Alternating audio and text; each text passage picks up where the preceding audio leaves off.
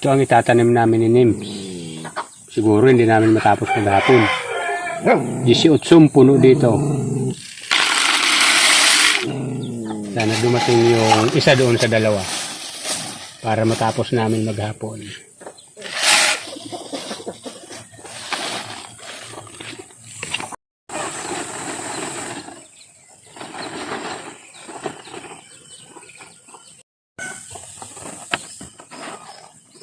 Lalagyan natin guys ng lason pang kontra sa lamgam, kasi pag nakatanim na yan lalambot na yung butil niya, doon na sisimula yung mga lamgam magkain ng butil.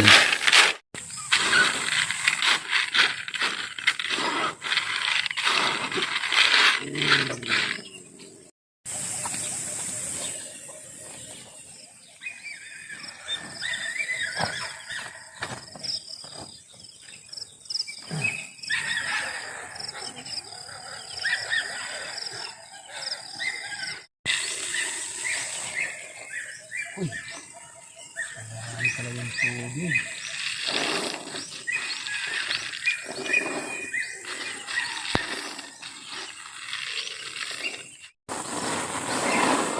Ganda pa kulay. Perfect pa. Maganda pa tubo nito. Guys, pagkatapos basain, ibibigad ng konti para mamaya pag tanim namin, medyo tuyo siya.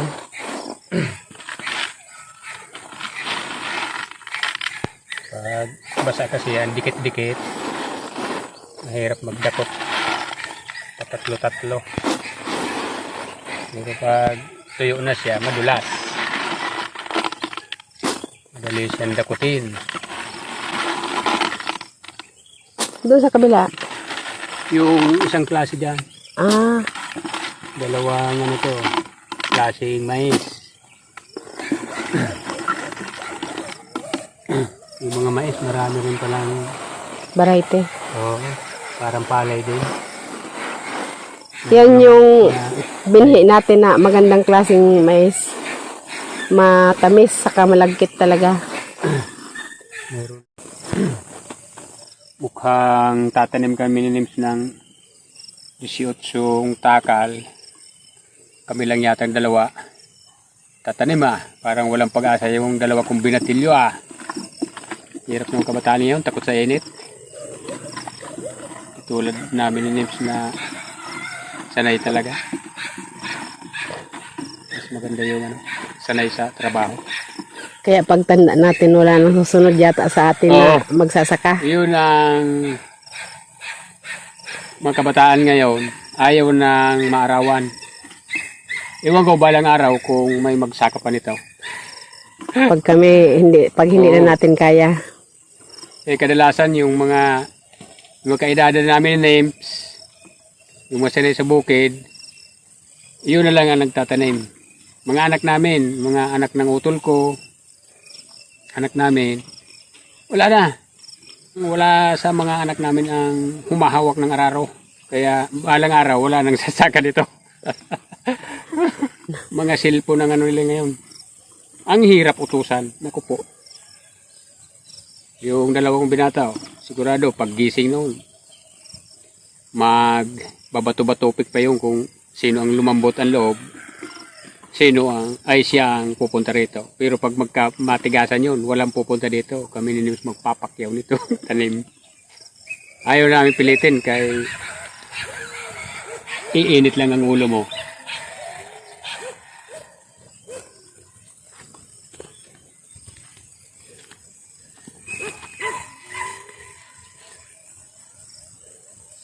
Bisaya, pinag-uusapan namin nung pinsan kong nagkukubutan nito. Kako pag tumanda na kaya tayo, sino nasasaka ng mga sakahin natin? Parang wala tayong anak na sumusunod sa yapak natin Parehas na mga kabataan yun. Wala nang pakialam sa lupa.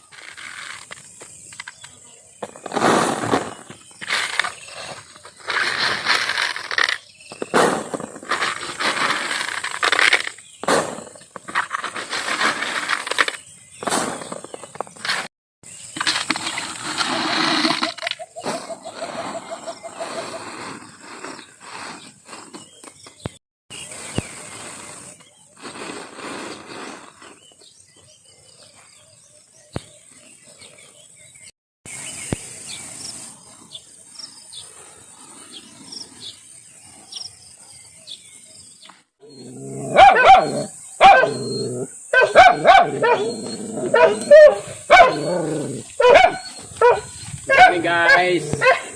Magtatanim na tayo. Bitong.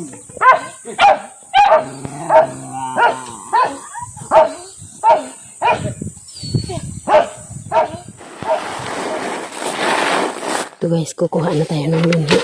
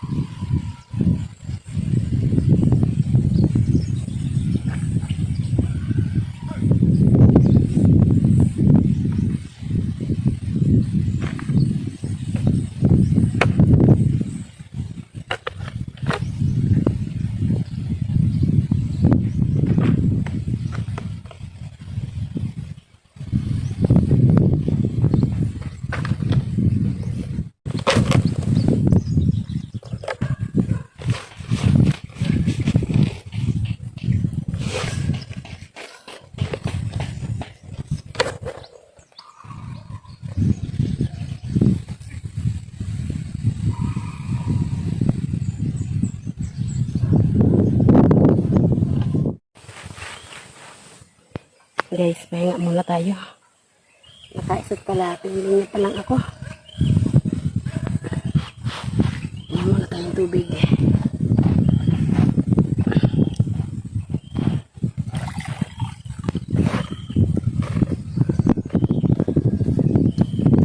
Anak ko, minom lang ang tubig.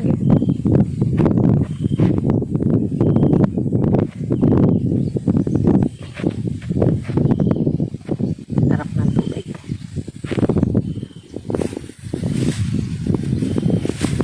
Hindi tayong pandesal.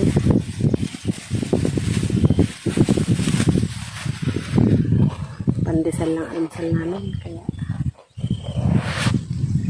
mabilis magutom.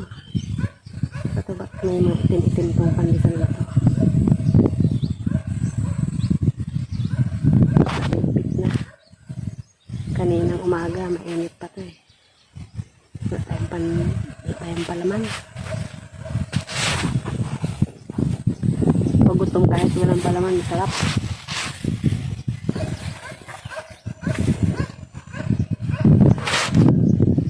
Sambisa, maingay. Hindi namin pinapakawalan kasi maingay siya. Tumamit kasi. Saka yung dalawang babaeng aso namin, parehas naglalandi. Lahat sila nakatali. Yung isa naman, yung pinakamaliit, si Bugtong, nangangain kasi yun ng itlog. Nung hindi pa namin alam na siya kumakain. Ay, hindi naman talaga namin nahuli na siya kumakain.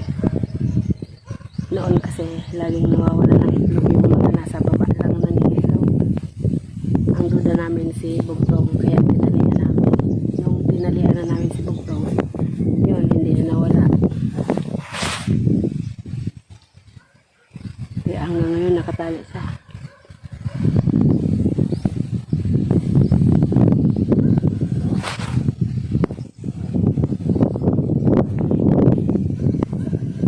Manainom mo ng tubig.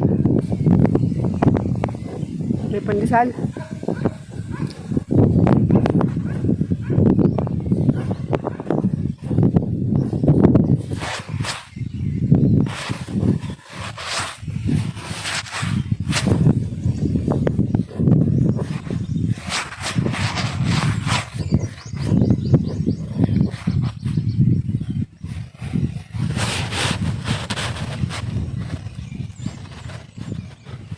Sarap uminom. Isang pandesal, 2 basong tubig. Mamaya.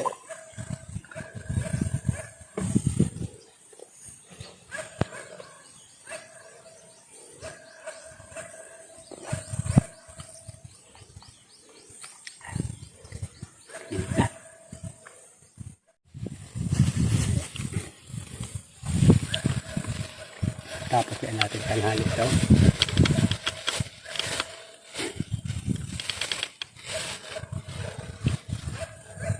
Tapos yung tanghali.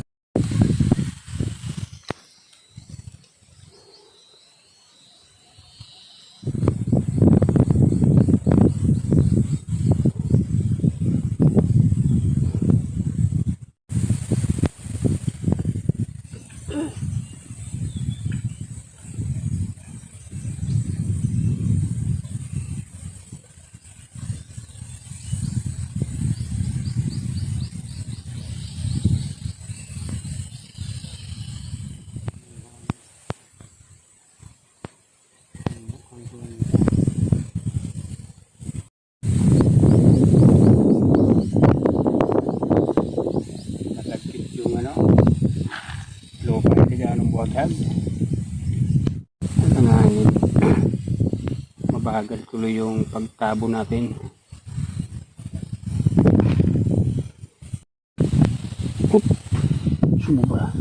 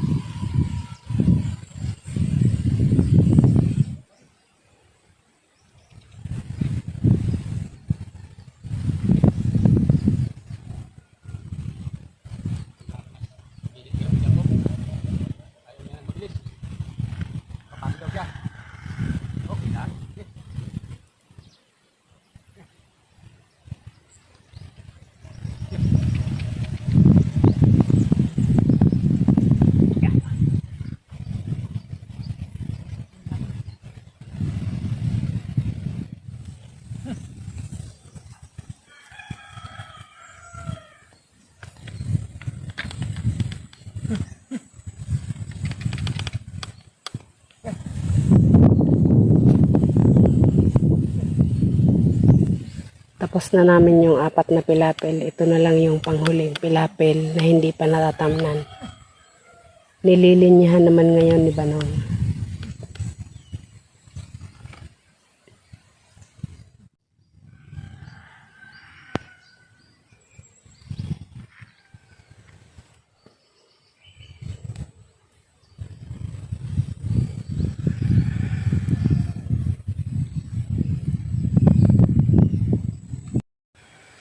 Okay.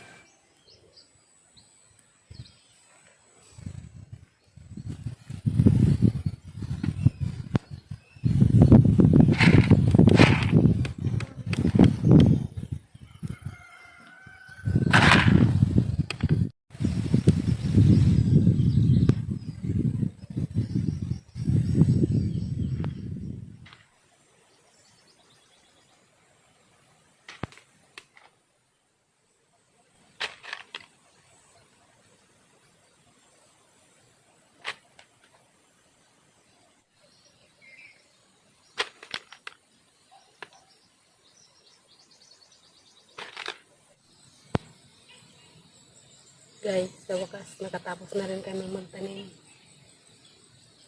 17 na takal na mais. Nakakapagod. Buong maghapon. Walang silungan. Sumilong lang nung kumain. Okay guys, maraming salamat sa inyong panonood. Ingat po tayong lahat.